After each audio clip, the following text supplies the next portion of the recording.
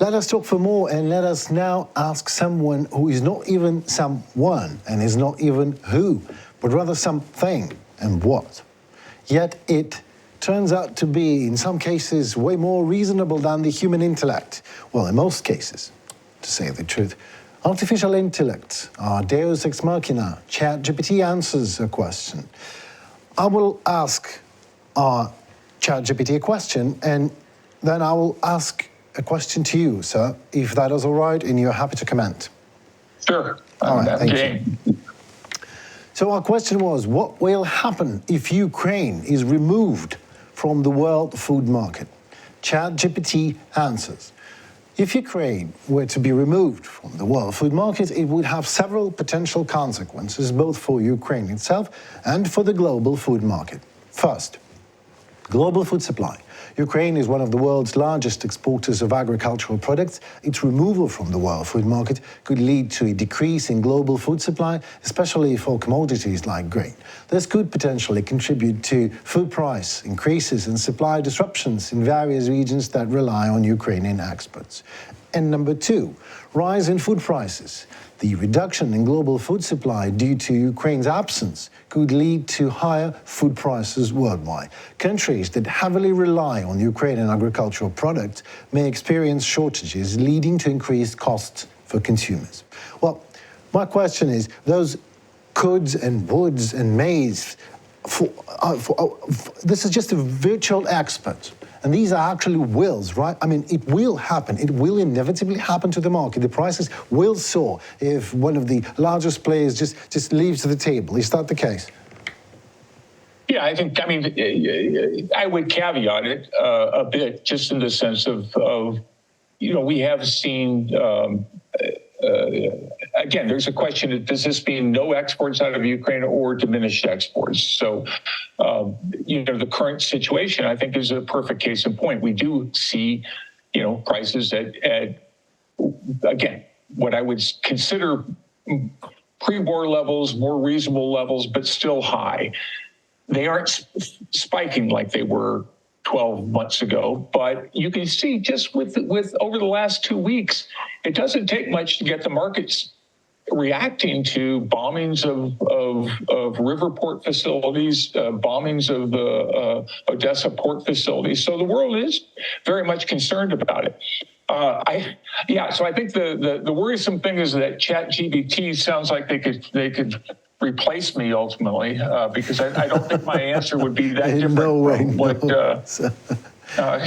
we'll probably have a ChatGPT on your side asking the questions, and the ChatGPT on mine answering them. But yeah, it certainly is my concern too. I mean, I think this is to look at the volatility in the world right now, and to again, you can get by with good grain, bumper crops elsewhere, but all it takes is a problem. And I'm looking at a crop in the U.S. which 3 weeks ago was looking very poor. It looks better now, but these are again, weather markets can do a lot of funny things, as Ukraine knows as well. You can look back to 2010, for example, when you had very, very dry crops and poor yields. It's just to say, I mean, these are lots of volatility. And so whenever there's volatility, all it takes is, and again, without a lot of grain stocks to buffer those effects. I think that's the other key thing. And without Ukraine in the market, it's very hard to build stocks over time. So that's the other big thing. What if Ukraine will offer to the world not just a usual range of products? I mean, grain, maize, and everything, but some sort of food sub-products from grain sub-products. Would the market notice that? Would it have any effects on the market? Because maybe this is the way out for Ukraine.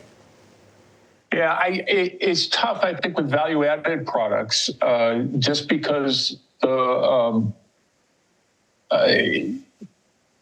they require oftentimes more handling, in terms of, for example, wheat flour. It just wouldn't make sense to be exporting wheat flour to the world.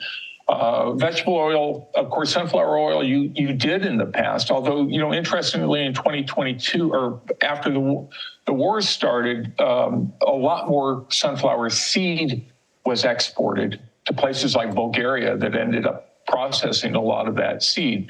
I think some of that was due to the fact that some crushing facilities were in dangerous areas.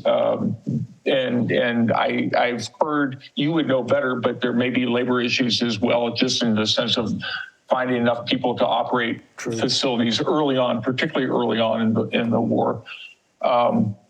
But you do see, however, signs that some farmers are switching to higher value crops just because of the problems with prices in the country, right? So you're for crops that require a lot of nitrogen fertilizer, for example, those are now,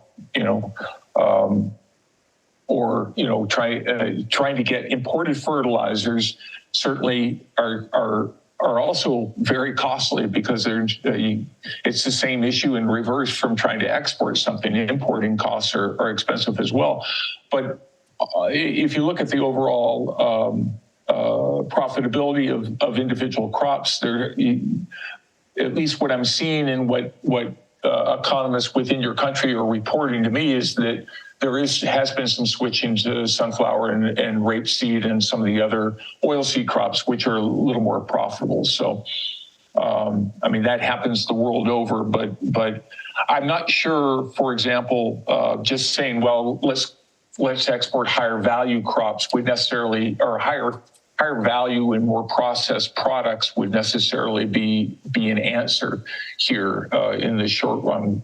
Ukraine does what it does best, exporting bulk wheat and maize and that sort of thing. And it's just hard to transform that overnight. And you still need transportation. You still, in fact, even more so, I would argue, that the costs are even higher just because of the transporting and other things. Well, you just have to understand that you say, we have to look at this, we have to look at that, but you are looking... No, absolutely. As a professional, I'm just an observer. And as an observer, I'm looking at the Netherlands. For example, Netherlands is supplying all sorts of foods to almost every country in the world. Right. Is there a chance for Ukraine to become new Netherlands for the world? You need a Black Sea.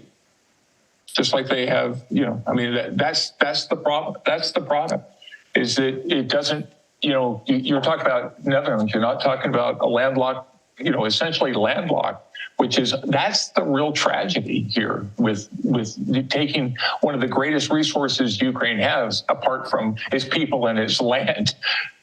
You also have access to the Black Sea with deep water ports that make that grain as cheap as any grain to particularly if you're a country sitting in the Eastern Mediterranean, or I would argue most around the world, that is the best price quality grain you can get, right? And to block all that and to add all these additional costs to try to get it through the Danube and on barges to where it can be. All this is great as an alternative, but the primary is through the Black Sea, and shutting that off is the real tragedy.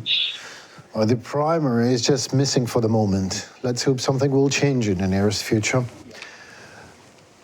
The next topic of our ChatGPT, which is in no way to replace our dear guest, Ukrainian agricultural exports are an important part of many countries' supply chains. The removal of Ukraine from the world food market could disrupt the supply chains, leading to challenges for food processors, manufacturers, and retailers who rely on Ukrainian agricultural inputs.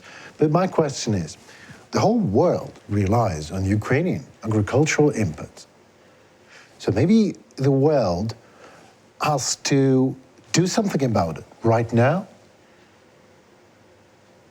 What would you do as a professional, as an expert? What would you do? Let us speculate.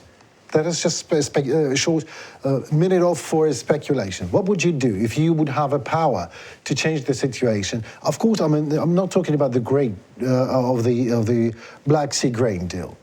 Let's see that there is no black grain deal.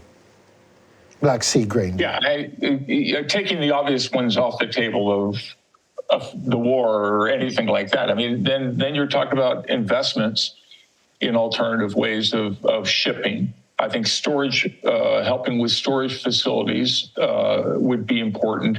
I mean, here's the dilemma is, so much of these investment decisions from the private sector, the calculus that has to go on is say, well, how long would this last? Is this something that next year we have normalized, the war's over, everyone's back to shipping through the Black Sea, then all these investments we've built elsewhere have less value, right? I don't think, unfortunately, don't get me wrong, at this point, I think it's very, very difficult to foresee 6 months, 12 months, 18 months, any of that. Absolutely. But the in terms of the short-term investments, to try to alleviate the problems of things like storage, and then certainly if there's any ways of lowering the cost of transport through these alternative pathways out, those are really the key thing. And I know a lot of private investment has already gone on, particularly on the Ukraine, on the Danube river ports. Which has really emerged as an important conduit for grain and other things. But I think it's going to need a steady commitment there, and again, I keep getting back to this. The commitment to rebuild is really to me the most important aspect of all of this is to the investments that are going to be needed to rebuild infrastructure and, to help the agricultural sector get back on its feet. You mean that sector that was shelled and bombed by Russia, just almost? Yeah, exactly, and demined and other things as well. Yeah, how long do you think this is going to take, and how costly is it? Just roughly, because I don't have a clue either. I've heard estimates for €1,000 or so per hectare. I mean, when you can buy a hectare for about that amount, it makes for, I don't know. I mean, I'm always wary of these estimates, particularly not being on the ground there, and nor is it necessarily my field of expertise. But just to say, I think we're talking about very costly. And if you look at, again, experiences elsewhere, those are several years in terms of, people still talk about Cambodia and places like that are in Vietnam that are still, finding ordnance, still have areas that are mined and haven't been demined. So, it's going to require a concerted effort. I mean, I was in a meeting the other day where people were talking about demining efforts and all the efforts that are ongoing.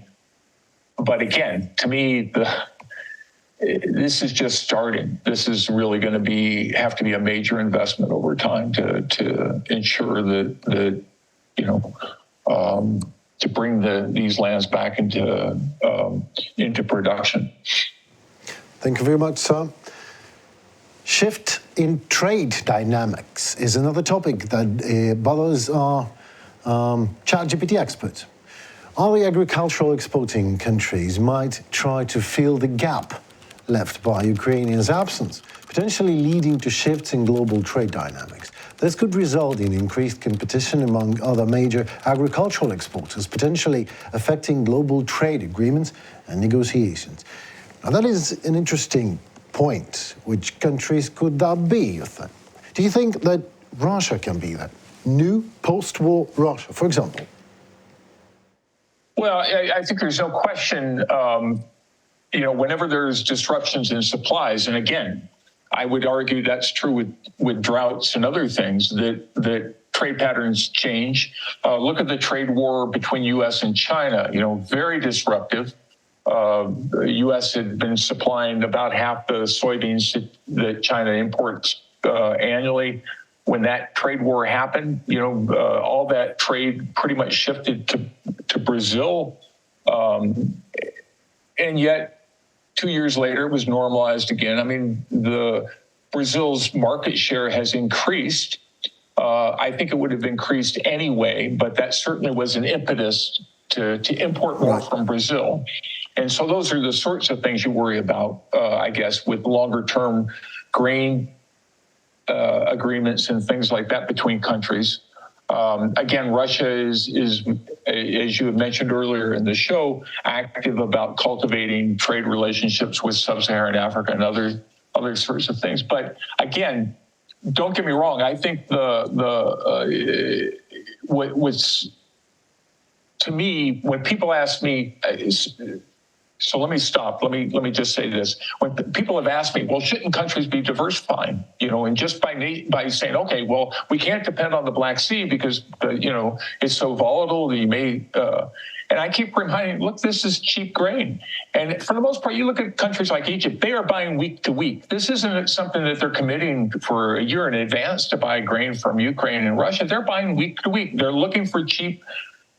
I don't mean this in a pejorative way. They're looking for the lowest cost supplies they can get. Ukraine provides that. They are and I think that will, again, assuming a normalization once the war is over, they will be right back in being a major producer, and countries will go right back to buying from grain. But I think in the disruption, I think you are seeing a lot of changes in grain. Remember 20 years ago when Ukraine and both Ukraine and Russia were much smaller exporters, and in fact, in some cases, net importers of grains. The Eastern Mediterranean looked very different. They bought a lot of grain from the U.S., bought a lot of grain from France, bought a lot of grain from Australia. That all changed once the supplies came on and production really took off in Ukraine. And so I think that will return again, but it's predicated on having a healthy agricultural sector in Ukraine, predicated on having ready access to ports on the Black Sea.